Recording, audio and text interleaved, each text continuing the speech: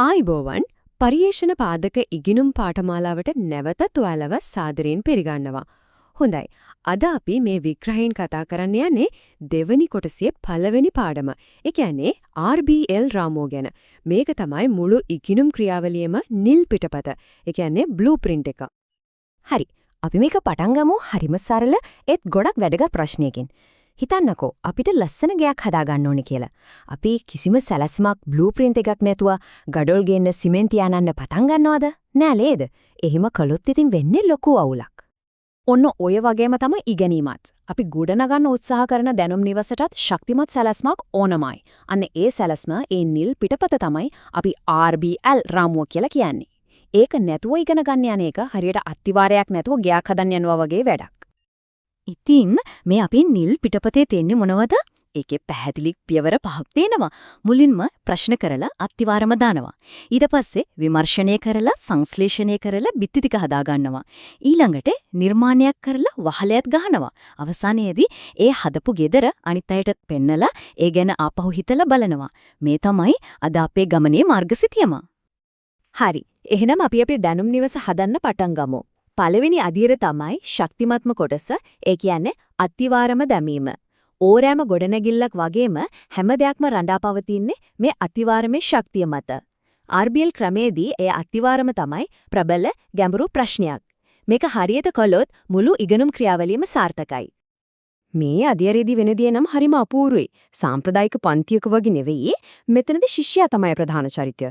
ඔවුන්ගේ කාර්යභාරය තමයි තමන්ගේම කුතුහලය පාවිච්චි කරලා ප්‍රශ්න අහන්න එක. එතකොට ගුරුවරයා මොකද කරන්නේ? ගුරුවරයාගේ කාර්යභාරය උත්තර දෙන එක නෙවෙයි, අර කුතුහලයට තවත් පොඩ්ඩක් ගිනි පුපුර දාන්න එක. ඔන්න බලන්න RBL ක්‍රමයේදී ගුරුවරයාට වෙන ලොකුම වෙනස. නිකම්ම දැනුම දේශනා කරන කෙනෙක්ගේ භූමිකාවෙන් මිදලා ගුරුවරයා සම්පූර්ණයෙන්ම අලුත් අනන්‍යතාවයක් ගන්නවා. ඒ තමයි කුතුහලය වඩවන්න. ඒ කියන්නේ ශිෂ්‍යයාගේ මනසේ ප්‍රශ්න කියන බීජ පැල කරන උයම් පල්ලෙක් වගේ වැඩක්. හරි. අපි මේක තේරුම් ගන්න ප්‍රායෝගික උදාහරණයක් ගමු. හිතන්නකෝ 8 ශ්‍රේණියේ සමාජ අධ්‍යයන පන්තියක්. විෂය නිර්දේශය තියෙනවා හුරුපුරුදු මාතෘකාවක්. ශ්‍රී ලංකාවේ පුරාණ වාරි පද්ධති. සාමාන්‍ය නීති මේක උගන්වන්නේ කරුණු ටිකක් විස්තර කරලා නේද? හැබැයි දැන් බලන්න RBL ක්‍රමය මේ මාතෘකාව වෙනස් කරන විදිහ වාරි පද්ධති ගැන ඉගෙන ගන්න කියලා කියනව වෙනුවට අහන්නේ මේ වගේ ප්‍රශ්නයක්. පරාක්‍රම සමුද්‍රය හැදුව එක පොළොන්නරු යුගයේ ජීවත් වුණ සාමාන්‍ය ගොවියෙක්ගේ වෙලෙන්දෙක්ගේ දරුවෙක්ගේ ජීවිතයට ඇත්තටම බලපෑවේ කොහොමද? බලන්න එක පාරටම මාතෘකාවට පණ යන හැටි. මේක තමයි මුළු ඉගෙනුම් ක්‍රියාවලියම ඉස්සරහට ඇදගෙන යන එන්ජින්ම. හොඳයි. දැන් අපි ප්‍රබල ප්‍රශ්නේ කියන අත්තිවාරම තියෙනවා. ඊළඟට මොකද කරන්නේ? දැන් තමයි අපි අපේ දැනුම් නිවසට ඕන බඩු ටික එකතු කරලා ඒකේ රාමුව හදන්න පටන් ගන්නෙ. මේ තමයි දෙවනි සහ තුන්වෙනි අදියර. ඒ කියන්නේ දැනුම ගොඩනැගීම. මේ විමර්ශන අධ්‍යයනයේදී ශිෂ්‍යයා හරියට ගවේෂකයෙක් වගේ තොරතුරු හොයනවා. හැබැයි වුන් තනි වෙලා නෙවෙයි. මෙතනදී ගුරුවරයාගේ භූමිකාව හරිම තීරණාත්මකයි. වුන් සම්පත් කළමනාකරුවෙක් වගේ අවශ්‍ය දේවල් සපයනවා. ඒ වගේම ඊටත් වඩා වැදගත් විදියට පර්යේෂණ පුහුණුකරුවෙක් විදියට වැඩ කරනවා. ඒ කියන්නේ තොරතුරු හොයන්න විතරක් නෙවෙයි, විශ්වාසදායක මූලාශ්‍රයක් අඳුනගන්නේ කොහොමද? තොරතුරු පිළිවෙලකට තියාගන්නේ කොහොමද කියන ස්කිල්ස් පවා උගන්වනවා. ඉතින් පේනව නේද? ගුරුවරයා මෙතන එකපාර තොප්පි දෙකක් දානවා. අවශ්‍ය පොත්පත් වෙබ් අඩවි හොයලා දෙන සම්පත් කළමනාකරුවෙක් විදිහටත්, ඒ සම්පත් එක්ක වැඩ කරන විදිහ කියලා දෙන පර්යේෂණ පුහුණුකරුවෙක් විදිහටත්. මේක ශිෂ්‍යයාට ජීවිත කාලයටම වටිනා ආයෝජනයක්. තොරතුරු එකතු කරාට පස්සේ එළඹෙන්නේ හරිම වැදගත් මොහොතක්. ඒ තමයි සංශ්ලේෂණ අධ්‍යයන. මෙතනදී ශිෂ්‍යයා නිකම්ම තොරතුරු ගොඩක් දිහා බලන්න ඉන්නේ නැහැ. ඔවුනේ තොරතුරු අතර සම්බන්ධතා හොයනවා, රට අඳුන ගන්නවා, තමන්ගේම නිගමනවලට එනවා. එතකොට ගුරුවරයා කරන්නේ උත්තර දෙන එක නෙවෙයි. ඇයි එහෙම හිතන්නේ? තව මොන වගේ පැති තියෙන්න පුළුවන්ද? වගේ ගැඹුරු ප්‍රශ්න අහලා ඒ චින්තනයේද මඟ පෙන්වන එකයි. බලන්න ගුරුවරයාගේ භූමිකාව කොයිතරම් සියුම් ඒත් ප්‍රබලද කියලා. ඕන් චින්තන පහසුකම් සපයන්නෙක් බවට පත් වෙනවා.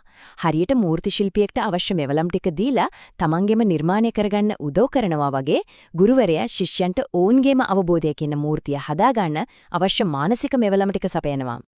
හරි. දැන් අපේ දැනුම් නිවසේ රාමුව හදලා බිත්ති බැඳලා ඉවරයි. ඒත් වැඩේ ඉවරද? නෑ. ඉගෙන ගත්ත දෙයක් ඇත්තටම සම්පූර්ණ වෙන්නේ ඒක ලෝකෙට පෙන්නුවමයි. අන්න ඒකට තමයි අපි 4 වෙනි සහ 5 වෙනි අදියරට එන්නේ. මේ හරියට ගේ හදලා ඉවර වෙලා ලොකු ගෙට වදින උත්සවයක් තියෙනවා වගේ වැඩක්. මේ නිර්මාණ අධීරයේදී ශිෂ්‍යයන් පර්යේෂකයන්ගෙන් නිර්මාණකරුවන් කලාකරුවන් ඉංජිනේරුවන් බවට පත්වෙනවා.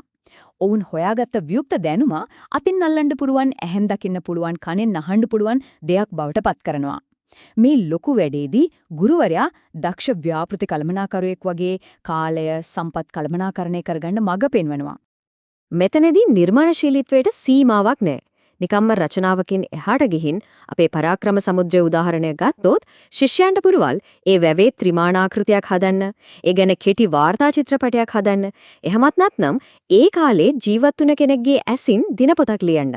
ඇත්තටම විධිමත් පරිේශන පත්‍රිකාවක් වුණත් නිර්මාණයක් තමයි. ඉතින් ගුරුවරයාගේ මේ ව්‍යාපෘති කළමනාකරු කියන භූමිකාව හරිම වැදගත්. මේකෙන් කියවෙන්නේ ශිෂ්‍යයන්ගේ නිර්මාණශීලී අදහස් નિયમિત කාලයට තියෙන සම්පත් එක්ක උස්සස් තත්වයේ අවසන් නිෂ්පාදනයක් බවට පත් කරගන්න අවශ්‍ය ප්‍රායෝගික මඟ පෙන්වීම දෙන එක. මේකත් ශිෂ්‍යයන්ට අනාගතයට ලොකු ආයෝජනයක්. හරි, දැන් තමයි අපේ ගෙට වදින උත්සවය. අවසන් අධ්‍යයනයේදී අපි දොරවල් ඇරලා අපි ගොඩනගපු මේ අපූර්ව දැනුම් නිවස බලන්න අනිත් අයට ආරාධනා කරනවා. ශිෂ්‍යයා තමන්ගේ නිර්මාණය ආඩම්බරෙන් ඉදිරිපත් කරනවා. ඒ වගේම ගෙදර හැදුවට පස්සේ ඒ ගැන කතා වෙනවා වගේ මේ ගොඩනැගීමේ ක්‍රියාවලිය ගැනත් ආපහු හැරිලා බලනවා. ගුරුවරයා ඒ බෙදා ගැනීමට වේදිකාවක් හදනවා වගේම ඒ ආපසු හැරී බැලීමටත් මඟ පෙන්වනවා. මේ අන්තිම අධ්‍යයනයේදී ගුරුවරයාගේ භූමිකාව හරිම ලස්සනයි. එක පැත්තකින් ඔවුන් ශිෂ්‍යයාගේ ලොකුම රසිකයා, ඒ කියන්නේ ප්‍රේක්ෂකයෙක්, ඔවුන්ගේ නිර්මාණය අගය කරනවා. අනෙක් පැත්තෙන් ඔවුන් ඝටන මුල ප්‍රතිපෝෂණ සපයන්නෙක්. ඒ කියන්නේ ශිෂ්‍යයාට තමන්ගේ ඉගෙනුම් ගමන ගැන ගැඹුරින් හිතන්න, ඉගෙනගත්ත දේවල් අඳුන ගන්න උදව් කරන කෙනෙක්. මේ ආපසු හැරී බැලීම කියන්නේ රිෆ්ලෙක්ෂන් එක කරන්න පුළුවන් හරිම සරල ඒත් පුදුම විදිහට ප්‍රබල මෙවලමක් තියනවා. ඒ තමයි මම කලින් හිතාගෙන හිටියේ මෙහෙමයි ඒත් මේ පරිශ්‍රණයෙන් පස්සේ දැන් මම හිතන්නේ මෙහෙමයි කියලා ශිෂ්‍යයාට Tamanටම කියා ගන්න අවස්ථාව දෙන එක. මේකේ නෝන් Tamanගේ චින්තනයේ සිදුවුණු වෙනස පැහැදිලිවම දකිනවා. ඉතින් මේ සම්පූර්ණ ක්‍රියාවලිය දිහා බැලුවම අපිට පේන්නේ මොකද්ද? ගුරුවරයා කියන්නේ තොරතුරු ලබා දෙන කෙනෙක් විතරක් නෙවෙයි, ඔවුන් ඊට වඩා ගොඩක් එහා ගිය දෙයක්. ඔවුන් දක්ෂ ගෘහ නිර්මාණ ශිල්පීන්. ඔවුන් කරන්නේ තොරතුරු දේශනා කරන එක නෙවෙයි, ශිෂ්‍යයන්ට තමන්ගේම දැනුම් නිවසක් ගොඩනගා ගන්න පුළුවන් සම්පූර්ණ අත්දැකීමක් නිර්මාණය කරන එකයි. ඉතින් මේ නිල් පිටපතෙන් මතකයේ තියාගන්න ඕන ප්‍රධානම කරුණු තුනක් තියෙනවා. එක RBL කියන්නේ හිතුවත්කාර ගමනක් නෙවෙයි, ඒක පැහැදිලි අධීර පහක් තියෙන ව්‍යුහගත ක්‍රියාවලියක්. දෙක මේ ක්‍රියාවලිය ඇතුලේ ගුරුවරයා සහ ශිෂ්‍යයා කියන දෙදෙනාගේම භූමිකාවන් සම්පූර්ණයෙන්ම අලුත් වෙනවා. ඒත් තුන්වෙනි සහ වැදගත්ම දේ තමයි මේ හැමදේම රඳා පවතින්නේ එක දෙයක් මතයි. ඒ තමයි ශක්තිමත් කුතුහලයේ අවසන ප්‍රශ්නයක් කියන අතිවාරම. අවසාන වශයෙන් මේ නිල් පිටපත අතේ තියාගෙන ගුරුවරයා අත්දැකීම් නිර්මාණ ශිල්පිය විදිහට මඟ පෙන්වනකොට ශිෂ්‍යයන් තොරතුරු ලබනන් විතරක් වෙන්නේ නැහැ. ඔවුන් තමන්ගේම අවබෝධය කියන මන්දිරයේ ප්‍රධාන ගෘහ නිර්මාණ ශිල්පීන් බවට පත් වෙනවා. ඉතින් දැන් හිතන්න ඉතුරු වෙන්නේ එක ප්‍රශ්නයයි. මේ ක්‍රමය යටතේ ශිෂ්‍යයන් මුලින්ම ගොඩනගන්න යන්නේ මොන වගේ දැනුම් නිවසක් වෙයිද?